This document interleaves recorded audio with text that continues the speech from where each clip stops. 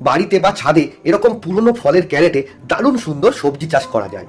এগুলি খুবই হালকা এবং অনেকটা মাটি ধরে, যার ফলে সুন্দরভাবে গাছ করা যায়। দেখতেই পাচ্ছেন কত সুন্দর সবজি হয়েছে ছাদ বাগানে। ভাবছেন আপনিও কিভাবে করবেন? দেখুন, প্রথমেই এই ক্যারেটের ছিদ্রগুলো এইভাবে টেপ মেরে আটকে নিলেই এটা গাছ বসানোর জন্য রেডি হয়ে যাবে।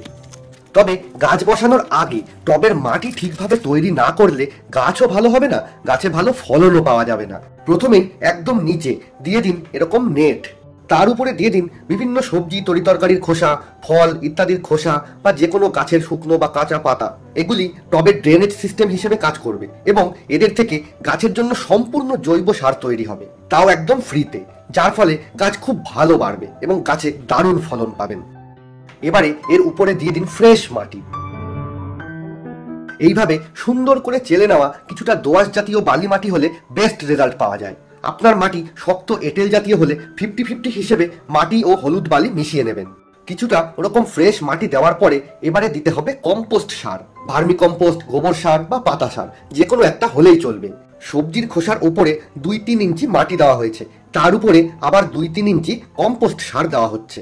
এর উপরে আবার মাটি দিয়ে পুরো ক্যারেট ভর্তি করে দিন। এরপরে জল দিয়ে কদিন রেখে দিন। এক্ষেত্রে মনে রাখা প্রয়োজন, এইভাবে মাটি তৈরি করে 2-3 বার জল দিয়ে মোটামুটি 1 থেকে 1.5 মাস ফেলে রেখে দিয়ে তারপরে গাছ বসালে একদম বাম্পার ফলন পাওয়া যায়। তো আজকের মতন গুড বাই বন্ধুরা, সবাই খুব ভালো থাকবেন।